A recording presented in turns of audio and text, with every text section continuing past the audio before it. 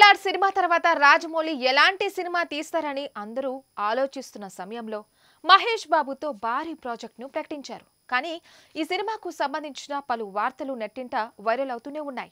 ఈ సినిమాతో Mahesh Babu pan India range లో అడుగు పెట్టబోతున్నాడు. దీంతో ఆయన ఫ్యాన్స్ కూడా వీరిద్దరి కాంబినేషన్ లో వస్తున్న సినిమాపై భారీ అంచనాలు పెట్టుకున్నారు. ఇప్పటికే ఈ సినిమా స్క్రిప్ట్ పూర్తయిందని ప్రకటించిన రాజమౌళి తండ్రి విజయేంద్ర ప్రసాద్ తాజాగా ఆయన ఓ ఇంటర్వ్యూలో SSMB29 ప్రాజెక్టుపై పలు ఆసక్తికరమైన విషయాలు పంచుకున్నారు.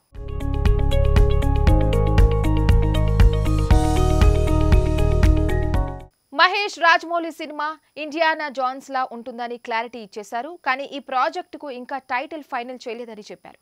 భారీ బడ్జెట్ తో తెరకెక్కుతున్న ఈ సినిమా కథ ఎక్కువగా అడవి నేపథ్యంలోనే సాగుతుందని చెప్పుకొచ్చారు.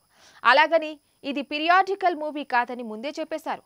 ఇక ఈ సినిమా మ్యూజిక్ గురించి ప్రస్తుతం చర్చలు జరుగుతున్నాయని విజయేంద్ర ప్రసాద్ తెలిపారు. ఇక ఈ సినిమాతో మహేష్ బాబు ఇమేజ్ భారీగా పెరుగుతుందని, పాన్ ఇండియా రేంజ్ లో ఒక సినిమాతోనే గుర్తింపు రావచ్చని తన వంతు ప్రయత్నం చేస్తున్నట్లు ఆయన చెప్పారు.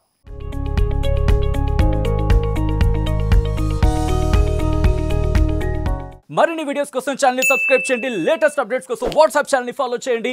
అండ్ లింక్ డిస్క్రిప్షన్ లో ఉంది.